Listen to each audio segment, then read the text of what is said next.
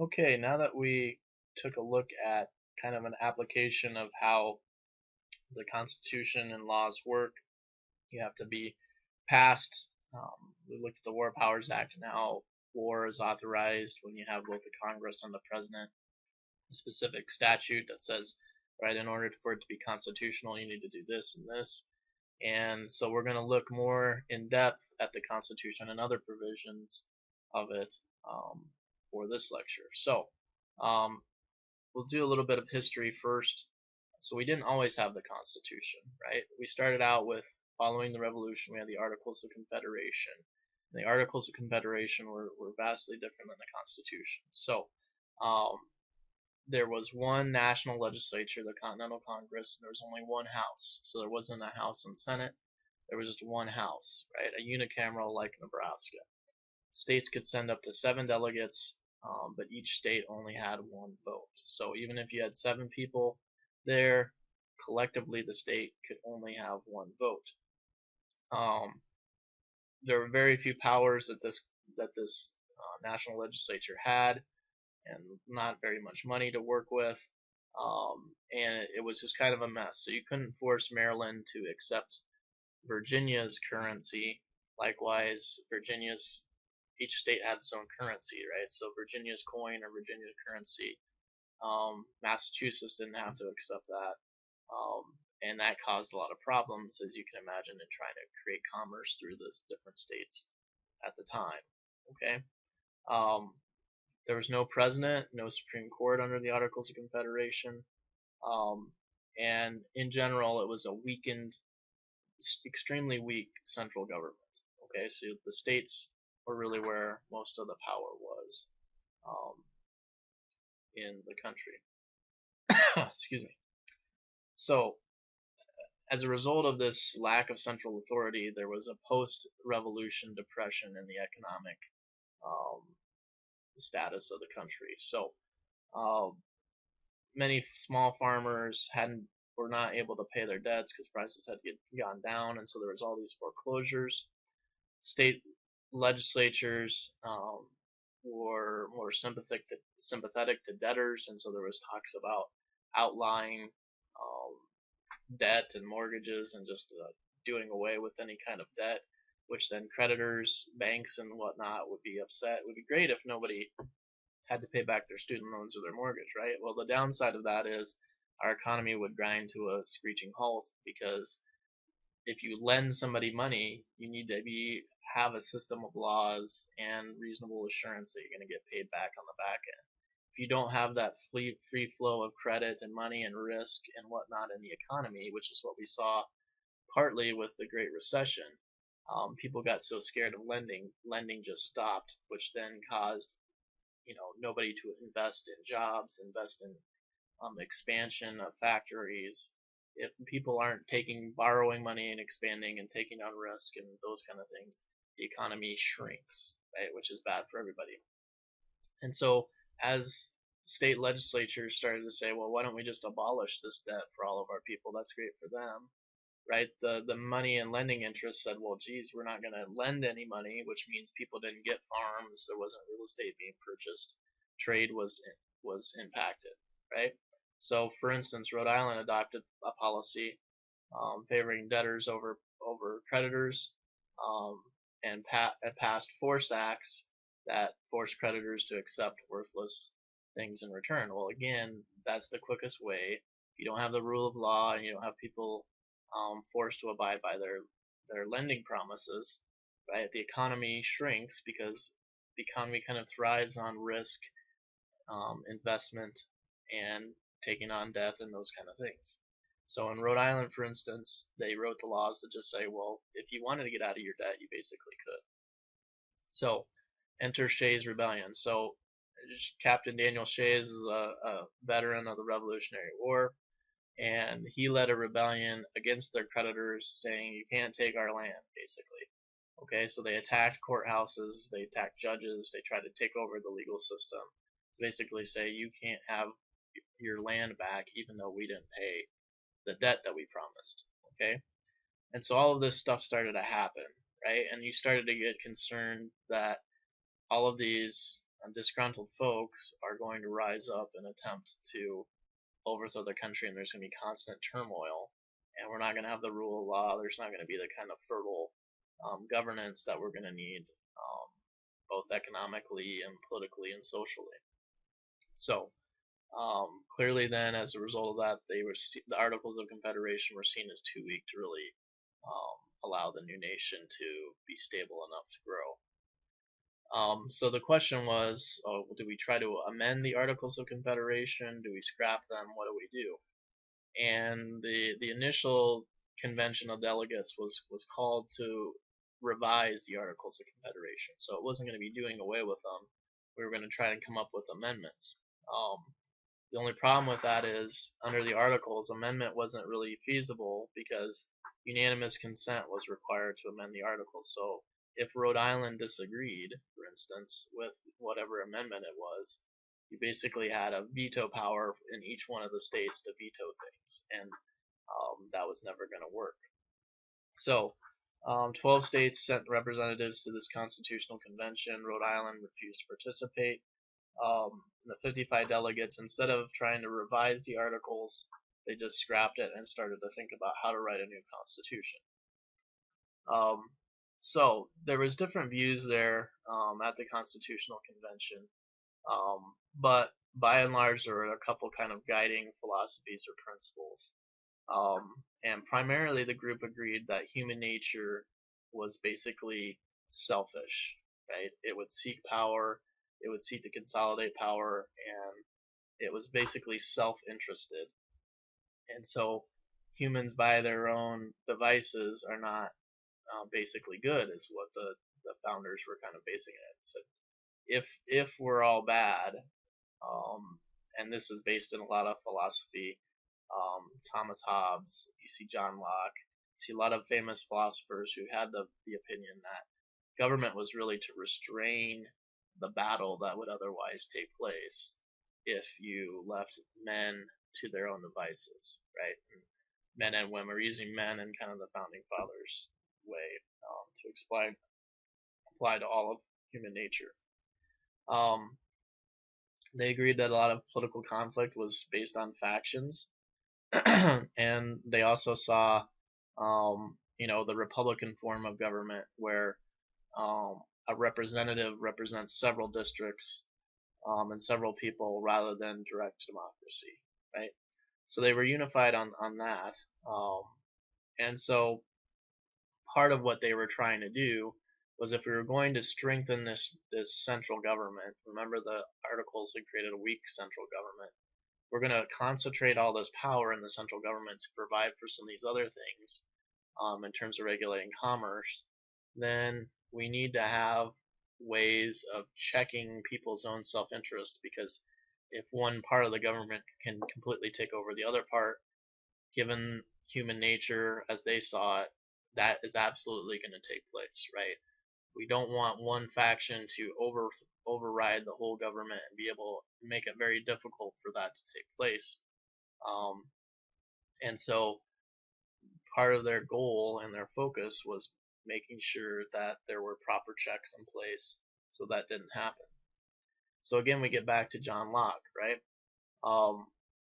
So remembering back to our pictures from before about the state of nature, where everybody would fight against everybody. So why do people form governments? It's to protect life, liberty, and property, right? In that state of nature, Locke believed that there were certain natural rights, and so when they are governed by laws of nature, they're governed by these natural rights, and so natural law is equivalent to natural rights. So you have the right, and according to Locke, from up above, right? This is the moral law that Martin Luther King Jr. talked about as well. The moral law talks about life, liberty, and property as being natural rights of humans that are common to everyone. Okay? Because natural law, so again, Locke would say, because natural law is superior to human law, just like Martin Luther King Jr., natural law can even justify a challenge to a tyrannical king. So back then, the divine right of kings was floating around, saying that God had chosen specific kings, and how dare you question the king? Locke is coming in and saying, yeah, but if the king's human law doesn't square with, you know, natural rights that are derived for every man, then you can object to the tyrannical.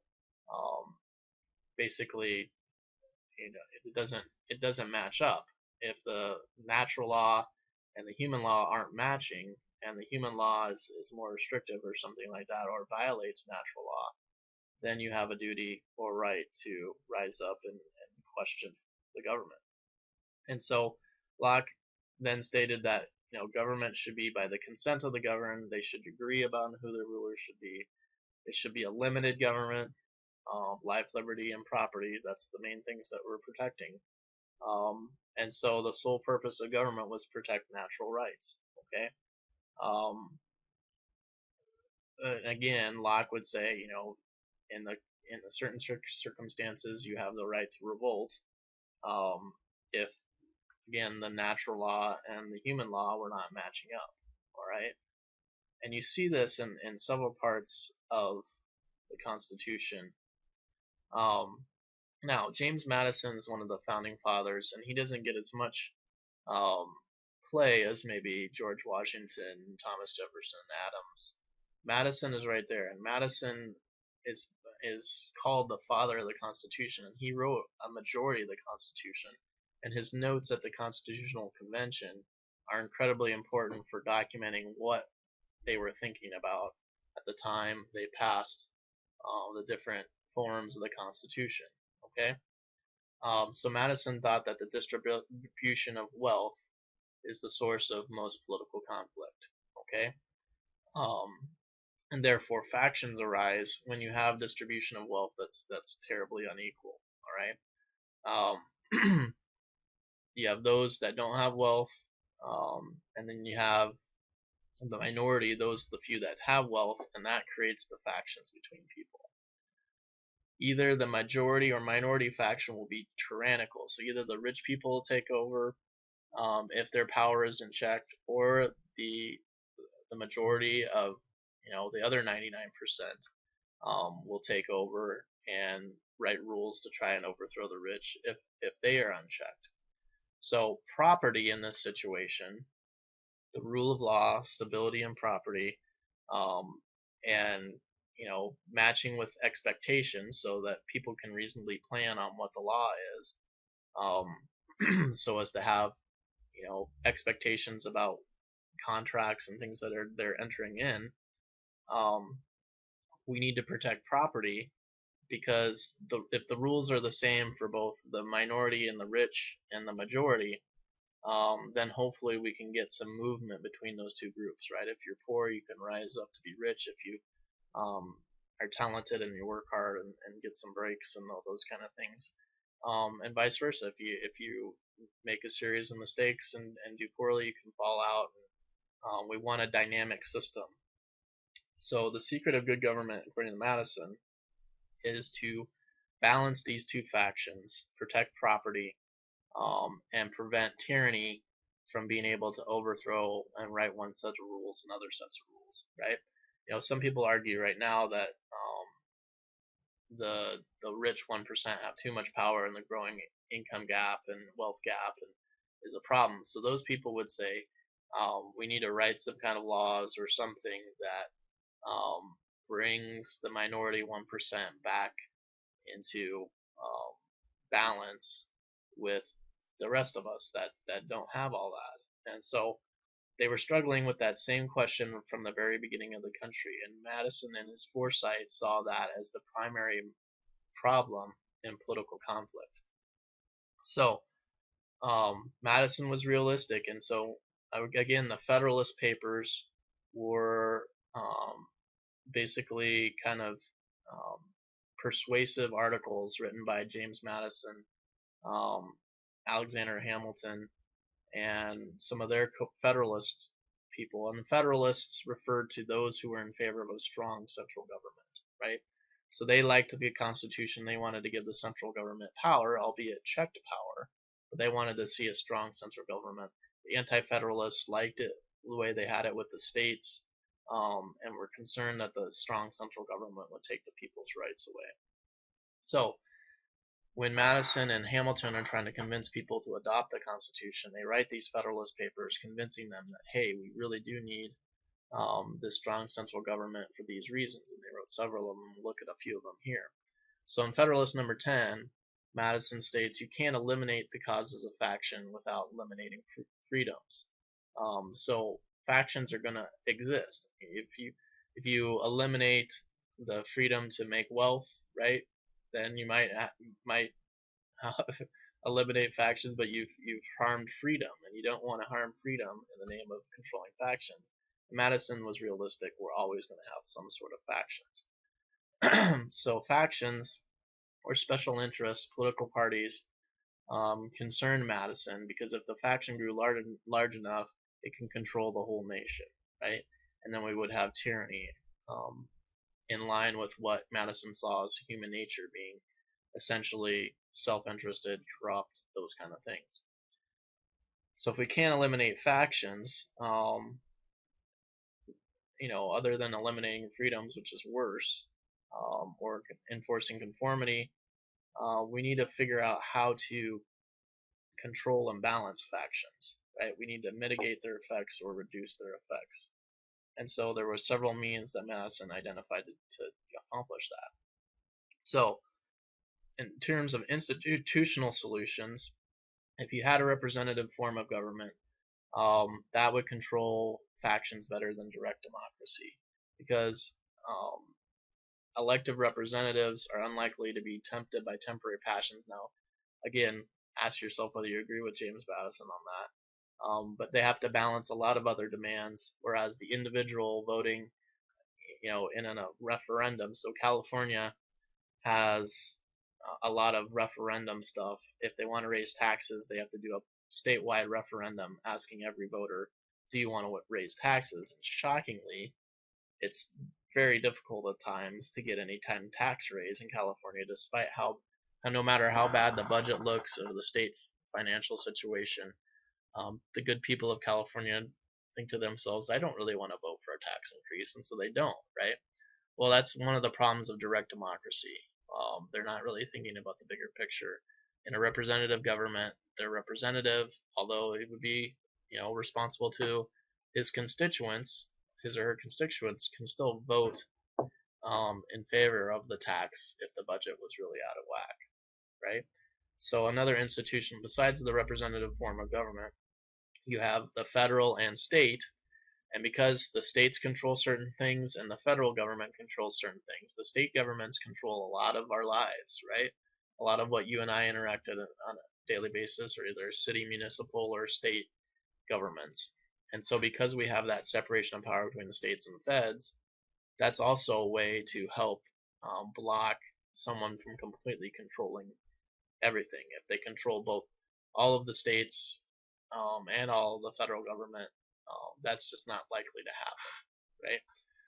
So the other more societal solution that Madison pointed out was, if you combine all of this into a larger group, so you have the United States, larger republics have a greater number of interests and parties and those kind of things than smaller ones. And again, because you have all these different interest groups and factions, they will dilute each other, according to Madison. They won't be able to control everything because they'll each be competing with each other. And so the competition of those groups with each other helps prevent one group from controlling all the other groups, right? And that's part of the argument we saw in our definition of pluralism. The idea that interest groups can be a part of democracy by representing individual groups, and the competition of those groups is democratic. Now, Federalist number 51 talks about checks and balances. Madison's famous quote, if men were angels, we wouldn't need government. And so men are not angels, right? So we need to have government. And so you need to have, man is not basically good, and man is not angelic, right? Man has self-interest, and when we look at economic behavior, we always assume rational self-interest in any kind of economic data. So we assume men are not basically good. They're going to work for their own self-interest to the detriment of everybody else. And so because of that, We don't want those factions to grow. We're going to check and balance, um, you know, the different parts of the government. Okay, so we must give our this is Madison's dilemma. Um, we must give our representatives sufficient power to govern us, yet prevent them from using that same power against us. Okay, so we have to give representatives enough power that they can make the decisions and protect against direct democracy's problems. At the same time, we can't give them so much power that they can um, be tyrannical to us. All right. So each branch, and so Madison saw the legislative, executive, and judicial as a check on the ability of our representatives to impose tyranny on us, because each branch could check the other one, right? And again, the separation of states and federalism, dividing the government's power in all these different pieces, prevents the problem of factionalism, but it can also lead to gridlock, as we've seen, right? And it's an essential tension that we say down at the bottom. You are not going to be as efficient if you have all these checks and balances and power is separated, right? It can be very difficult to move something in Congress, like an authorization of military force against ISIS. But even though it's inefficient, it doesn't get things done quickly, right? At the same time, that same slow, methodical process prevents a rapid reaction if you disagree with, quick action towards ISIS or ground troops against ISIS. There's going to be a process that hopefully takes place, where powers are separated and people can have an opportunity to object.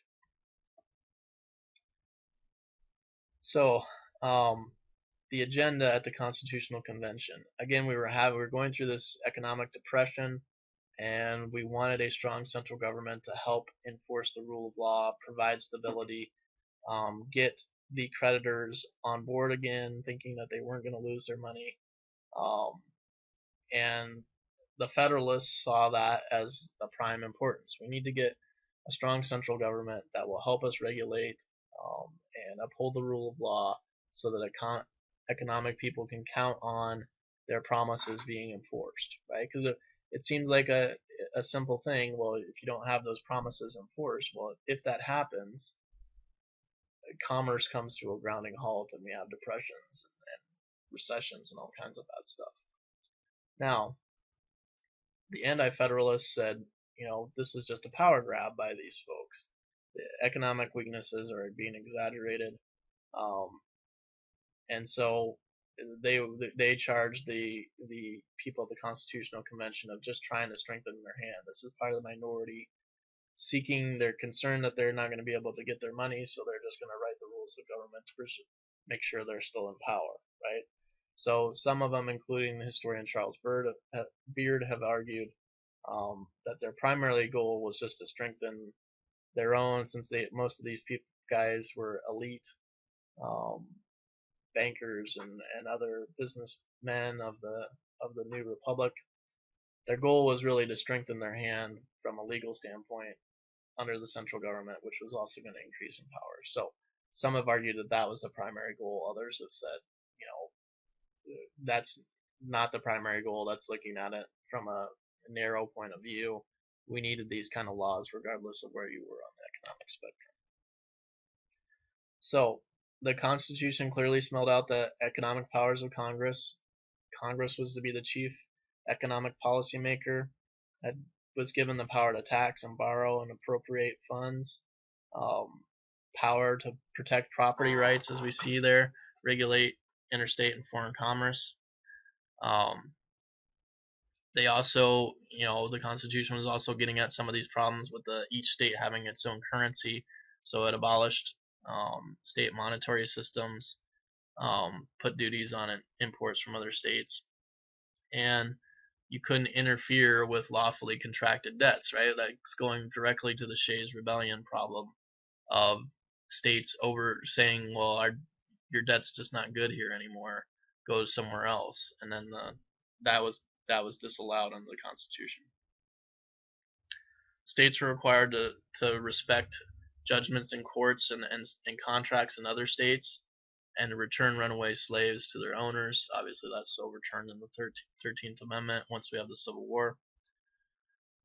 It also guaranteed states a Republican form of government, um, and the government was required to repay all public debts under the Continental Congress. So that got the rich people invested, and this was Alexander Hamilton's idea.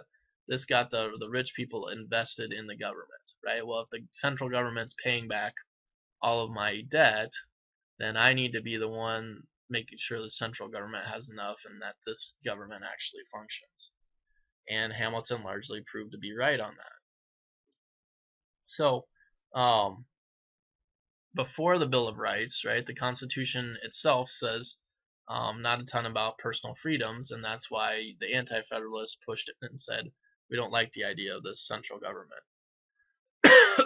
So you had before the Bill of Rights, right, within the text of the Constitution itself, you had the writ of habeas corpus, which couldn't be invading, and the writ of habeas corpus, and we still have this today, is where you can basically challenge why you've been imprisoned in some way. Okay, so you say I've been wrongfully imprisoned, and I'm asking for my corpus, my body, to be taken out of some kind of holding cell or wherever you're at.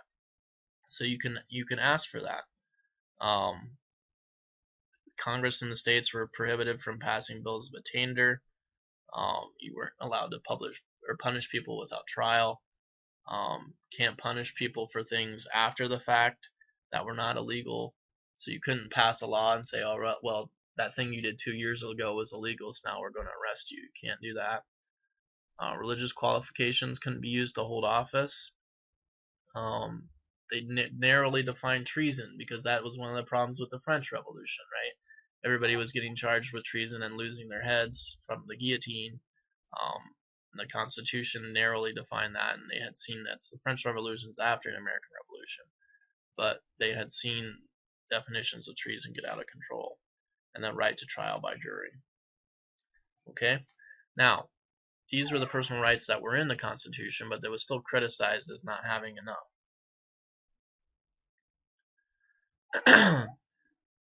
So the other voting model that Madison saw was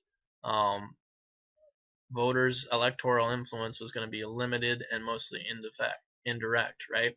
So only the House of Representatives was directly elected, senators and presidents were indirectly elected, and judges were nominated by the president. So at this time, we didn't directly elect senators, right? The House of Representatives would vote on senators and the president. So you didn't have the kind of elections that we do now where everybody votes on the senator, everybody votes on the president. Back then, Madison's idea was, again, well, people can elect the House, and again, they're only people that could vote at this time were white males who held property. So that limited group of people are voting on who goes to the House of Representatives, and then that group is then looking to see who, and then voting on who's going to be president, and then also who was going to be in the Senate. All of that changed later with Andrew Jackson and some of those kind of things. So the president, in terms of checks and balances. Okay, checks and balances. The president checks Congress by holding the veto power. And these are, again, how Madison saw separating out personal factions and parts of the government. So the president can check any legislation that Congress passes by being able to veto that. Congress can override that veto if a supermajority of Congress agrees to do that, which is quite hard to do. But then Congress also holds the purse strings of the government and has to approve basically any of the financial budget that's going towards the various programs of the president. So if Congress disagrees with the program, even if the president is able to get it passed, Congress disagrees with it. For instance, let's take Obamacare in a Republican Congress. The Republicans could then try to not fund it if they can get the votes to do that. So the purse strings has a lot of power. And also the Senate can review presidential appointments, whether it's to the cabinet, attorney general, secretary of state, all those kind of things, the secretary of defense. Supreme Court nominees. The Senate gets to review those appointments and can reject them. So it's another way Congress can check the president. Obviously, then in the judicial branch, we have judicial review to review not only congressional actions but also actions of the president to determine whether or not those actions are constitutional. So if Congress passes a law that's unconstitutional, Supreme Court and the judicial branch could say, nope, that law is overruled, it's unconstitutional. For instance, the actions of the president, so Nixon with the Pentagon, or the secret tapes that he had in the Pentagon Papers regarding the Vietnam War and some of these other things. Nixon sought to keep those from being disclosed, and the Supreme Court came in and said, no, you have to disclose those. All right. Judicial review itself was established. This is one of these cases everybody knows about in Marbury versus Madison, which was a big case because judicial review itself is not established in the Constitution. So it doesn't say somewhere in the Constitution in the judicial branch section that the Supreme Court gets to review all the actions of the President of the Congress.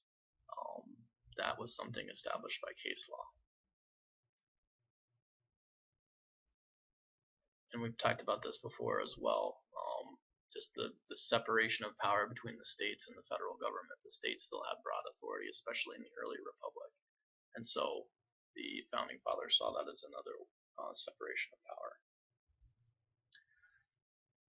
Again, they established a republic, consent of the governed, and the representatives are the ones that, representatives in Congress are the ones that make those decisions, and it's a more deliberative democracy. So quick action, particularly in the Senate, couldn't take place.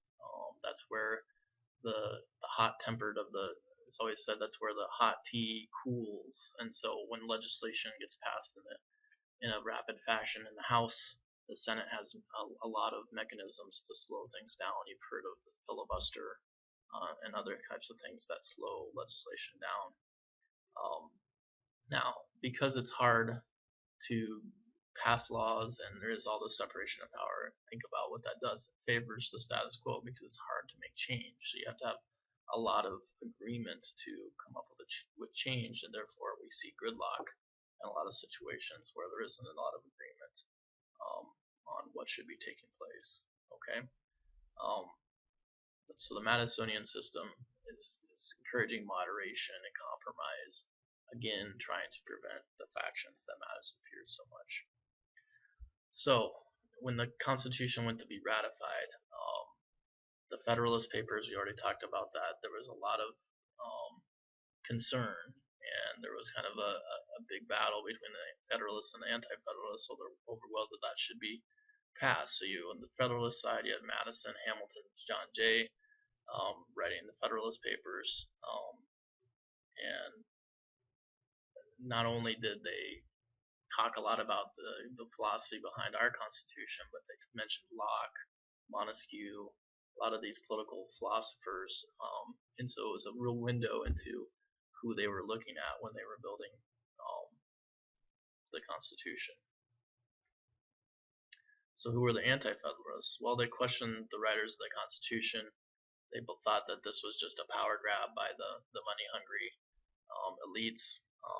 They believed it was a class-based document, again, to uphold the elites, and liberties would be weakened. And remember, they just gotten done with King George. They didn't want a all-powerful president. They didn't want a central government controlling them like Great Britain had. So in order to come up with a compromise, the Federalists proposed, okay, well, if we put the Bill of Rights in this, will you stop objecting to it so vigorously? And so Madison proposed 10 constitutional amendments to the first Congress, and 10 of those amendments were ratified by the states and took effect. So one important move is the Federalists specified that the Constitution be ratified by special conventions in each state, not by the state legislatures. So if you think about it, the states had most of the power in the Articles of Confederation, and so if there was a new central government that was getting much more power, then the state leaders were likely to be the ones that lost power. So instead of running them through all the state legislatures, the Continental Congress decided, well, let's have special conventions in each state, which will specifically pass the Constitution, which was a shrewd political move. The Constitution said 9 states had to approve it. Delaware was the first one to ratify it. New Hampshire became the 9th state 6 months later, and then George Washington was the Electoral College's unanimous choice for president and took office in April 1789. So remember, this is roughly 6 years after the American Revolution had ended. We finally get our Constitution in 1789. So, how do you amend the Constitution? Well, in order to have a formal amendment, Article 5 of the Constitution outlines that you have 2 stages: proposal and ratification. So, an amendment may be proposed by either a 2/3 vote in each house or chamber of Congress, or by a national convention called by Congress at the request of 2/3 of the state legislatures. An amendment then is ratified either by the legislatures of 3/4 of the states or at special state conventions called in 3/4 of the states. All of the amendments to the Constitution have been proposed by Congress. There's not been another constitutional convention after the first one. And all except one of the successful amendments have been ratified by the state legislatures. And the president has no role in amending the Constitution, but will certainly be an innocent or a interested watcher.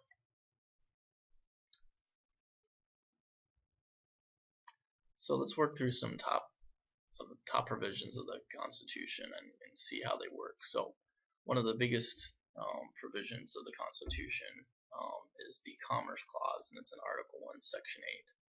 And if you think about it, you can make an argument that almost anything has some connection to commerce, right, and business and the flow of trade.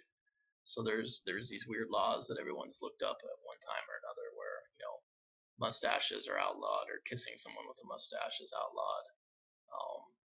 You can't have sororities within a certain so many feet of a church. You have a lot of random different weird laws like that. You can't shake hands twice on the same side of the street. weird laws that exist and all that.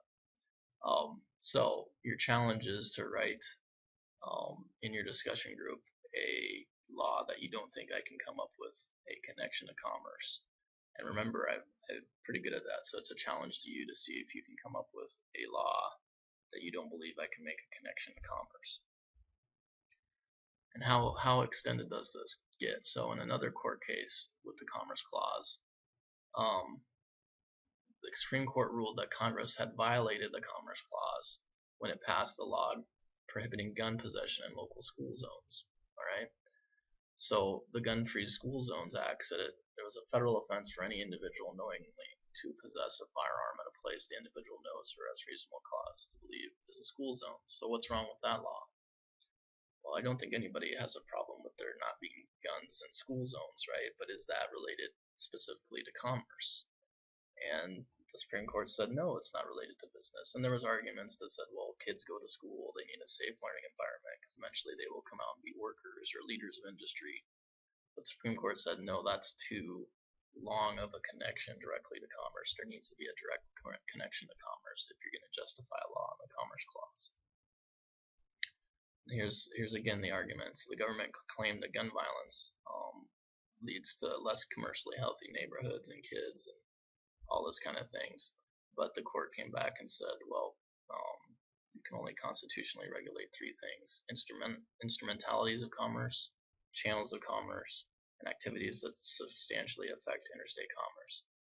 They said the act could only seriously maybe fall under the third one, but the regulation of guns in school is a safety thing, but it doesn't necessarily affect commerce according to the court. And that's the first time the Supreme Court had said no to a Commerce Clause action. since 1937. So Congress had been able to pass just about anything and say, oh, related to commerce. But here the Supreme Court kind of put some teeth back into it. U.S. versus Morrison, another Commerce Clause Act. So the Violence Against Women Act, and it allowed women who had claimed to be insulted to bring civil claims, so sue them in civil court if criminal charges were not brought. Again, no one has a problem with that, right? If those charges are going to be brought, the judicial system can, if the criminal charges aren't filed, then civil charges can be brought. So it's similar to when if OJ hadn't been charged criminally, right? He was found not guilty criminally, but then he was sued in civil court for wrongful death, and Nicole Brown Simpson and Ron Goldman's estates, so their heirs, won because OJ was proved liable in civil court for the deaths of Nicole Brown Simpson and Ron Goldman. So there's a history of that. There shouldn't be any problem, right? Well, again, the Supreme Court said there's not a connection to commerce here because there's no significant effect on interstate commerce. And this is despite, tons and tons of testimony. The Supreme Court said nope, no connection to interstate commerce. Affordable Care Act, so this is Obamacare. Again, connected to the Commerce Clause, the court ruled that Congress can regulate existing commercial activity. And again, this was over, can the government fine you for not having gotten your health insurance policy, right? Which is the case that they can assign a fine to you and all of that kind of stuff if you haven't gotten your insurance. Well, it was based on the taxing power is what it was upheld on, not on the Commerce Clause. On the Commerce Clause, which was an important thing, the court came in and said, well, the Congress can regulate existing commerce, but they can't directly force you to go into the market by requiring you to purchase health insurance, right? The power to regulate commerce presupposes the existence of commercial activity to be regulated, okay? So this was a big thing because currently you can get fined, right, if you don't have car insurance. But if you could get fined for not buying broccoli, right? Even if you don't like broccoli, but let's say Congress passes a law related to commerce saying everyone has to buy broccoli, everyone has to buy iPods or iPads or iPhones, right? What if Congress passed a law like that? Well, that would be forcing you to go into the market and purchase something, and if you don't, you get fined. Well, that's a fairly scary thing to think about. So this was an important precedent that was made in the Affordable Care Act. Congress can't force you into the market on that, but they can tax you because they have the power to tax. So it wasn't seen as a fine, it was seen as a tax. Congress has the power to tax. We saw that in the Constitution, and that's what it was. The Obamacare was ultimately upheld on. And I think part of the idea was voters don't like taxes, right? Taxes get people's attention, and if we're calling something a tax, the voters, and in the minds, I think, of the court, are better able to hold representatives, politicians accountable for raising taxes rather than accountable under the Commerce Clause. So here's a nice chart of the different things that we've talked about, and you'll want to review this chart quite a bit prior to your test because it gives a nice overview of the different ways each branch has a check and balance over the other between the legislative, judicial, and executive. Right, so we talked about this: override presidential veto, declare laws unconstitutional for the judicial, change legislative over judicial. The Congress can change the size of the federal court system and number of Supreme Court justices. So if you remember, FDR's big black mark is that he kept getting his New Deal legislation overturned by the existing Supreme Court when he came in to be president. So FDR didn't like that and was going to add and do a court packing, is what they called it, and add justices to the Supreme Court who would then pass his New Deal agenda, right? So legislative can impeach federal judges. The executive appoints the judges. All this kind of stuff. You need to review each one so that you understand the checks and balances between the branches. Necessary and proper clause. So this is kind of the catch-all. Congress has the power to make all laws, which shall be necessary and proper for carrying the powers of the government, right? Well, that's a fairly broad section that says anything we really need to do, we can do, because it's necessary and proper for the function of the government. The Supreme Court has come back in and regulated and trimmed this one back a bit, but it's again a very large power, like the Commerce Clause, to pass a lot of congressional legislation. Article 4, full faith and credit. And so we talked a little bit about this before. If you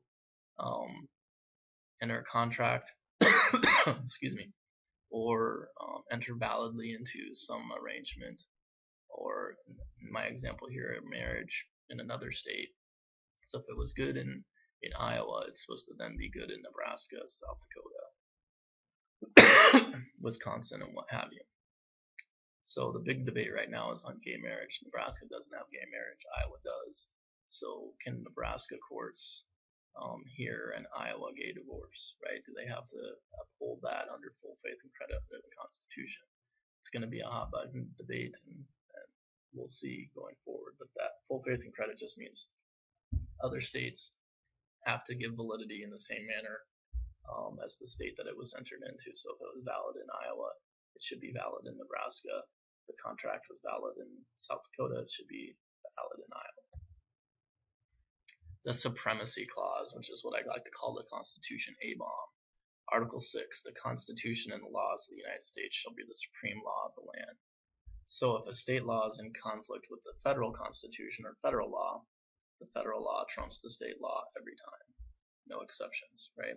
Now, there can be arguments about whether the federal law has overstepped its bounds, like for instance in education. Maybe states are supposed to have more authority over education than the feds. So there can be arguments about that, but if there's a direct conflict, the Supreme Court is supposed to uphold the federal law. Here's the Bill of Rights. Another question that I want you to talk about is which one of these Bill of Rights? So First Amendment, right? It's freedom of speech, assembly, freedom of religion. Second Amendment is right to bear arms, and so there's a lot of stuff about that too, right? That's down here. Third Amendment, courting of troops, we don't hear a whole lot about that. Fourth Amendment is, kind of more of a criminal law thing. You can't get a warrant, or you have to have a warrant and probable cause before you can search somebody, so you can't have unreasonable searches and seizures. Fifth Amendment is the right to due process from the federal government, right? So the 14th Amendment is the right to due process and equal protection from the states.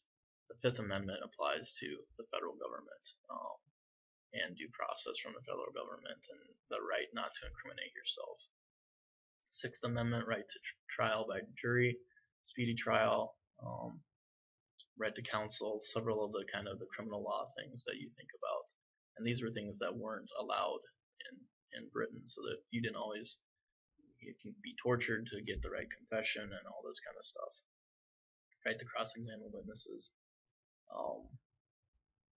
The Seventh Amendment, right to jury trial, you may put that in the Sixth Amendment. Impartial jury is the Sixth Amendment. Right to jury trial is Seventh Amendment. Eighth Amendment, cruel and unusual punishment. So there's debates about capital punishment on that stuff. Ninth Amendment says any of the rights not listed should not be denied to the people, right? Well, the Ninth Amendment's fairly broad, but doesn't seem to come up as much. And then the 10th Amendment, also important, powers not delegated to the federal government reside in the states. So again, controversial stuff there, that if the feds haven't specifically been given the authority, states are supposed to have that authority. So First Amendment, lot here. Congress shall make no law respecting the establishment of religion or prohibiting the free exercise of, or abridging the freedom of speech or the press, or the right of peaceable assembly to petition the government for redress of grievances. So you have freedom of religion, freedom of press, freedom of speech. First Amendment issues are huge, right? Now, there's two sections of the religion clause. No law respecting establishing rights. You can't. It's called the Establishment Clause. The government can't establish a religion, but then at the same time, government can't prohibit the free exercise of religion. So it brings up all kinds of cases. There's cases about, well, can people handle poisonous snakes, or is that a violation of health codes? And there's not a substantial justification for handling rattlesnakes to allow the free exercise of religion, or smoking illegal drugs during a religious service or something like that. There's been a lot of, then also some sacrifice of the animals. There's been that kind of stuff.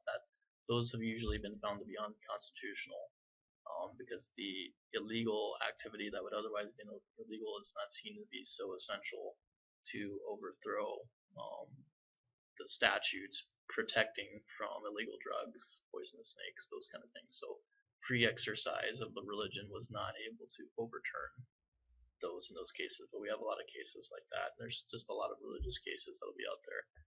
The Hobby Lobby case, did Hobby Lobby have to pay for certain types of, or provide certain types of insurance that it felt like were going against its religious stance for abortion stuff and Planned Parenthood things. So all those activities are controversial things. So the questions of freedom of speech involve things like, well, you can't yell fire in a crowded theater. So there are limits to freedom of speech. You can't directly incite a crowd to rise up in arms and those kind of things. You can regulate time, place, and manner. So I can't protest at 1 a.m. outside of your dorm room, because that's unduly burdensome on you, right? And then are there limits to free speech? Can you just protest and live?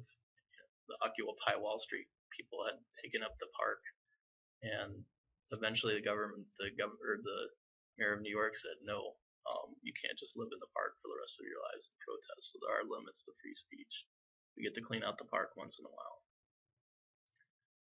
Freedom of the press. Is the press the first branch of government, the fifth estate? There's a new movie out about the WikiLeaks guy, Assange, talking about the fifth estate. Is the press the fifth branch of government? Media, social media, the limits of all those kind of things. Fourth Amendment, protection against unlawful searches and seizures. You need a warrant. Stop and frisk is a controversial thing in New York. So they were able to curb a lot of crime. Crime went down big time in New York, and partly it was seen as a result of the cops being able, without probable cause, just to go up, stop somebody and frisk them for a weapon and take handguns off of people. And so then the new mayor of New York has come in and said, Bill de Blasio had said, I don't like that policy, we're going to stop it. And so it's going to be a matter of, what does that mean? Crime goes back up. How do those kind of things work? Also, the Fourth Amendment gets involved in the NSA program of looking at the NSA collecting data about cell phone calls and internet data and all that kind of metadata out there. Does the NSA need a warrant? Is this court, the FISA court, right? That's the court that approves or disapproves NSA collection of data from certain people it deems to be persons of interest. Is that enough to protect your Fourth Amendment rights to privacy for unlawful searches and seizures of your computer data, kinds of things? Fifth Amendment we talked about before, due process from the federal government. If the government's going to take your property, your real estate, it needs to, even if it's for economic development, it has to pay just compensation and have due process to do that. So the takings, right? If you live next door to a city and the city wants to take your 5 acres and build a new school or shopping mall or something, it can do it, but it has to pay you just compensation, and those are always a question of numbers. It's not a question of whether the government can do it or not. They can under the Fifth Amendment. But then it comes down to is the compensation just?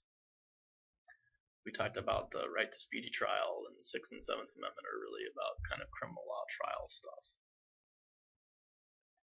And the ninth, right, the enumeration in the Constitution of certain rights shall not be construed to deny or disparage the rights retained by the people. There's not this amendment's not been cited a whole lot in court cases. but it was used in Roe v. Wade to as a citation for fundamental rights of privacy and things of that nature. But otherwise, it's not been a real well explored because it is a broad thing, right? So you can think about almost all kinds of rights that shouldn't be denied. So the 10th Amendment, again, we talked about, well, if the powers haven't been specifically given to the federal government, it's reserved to the states. And the question is, do we really think that that's how it works? And does the federal government take on more and more, right? And what powers do the states retain? Over what areas? And those things we'll talk about later in the class.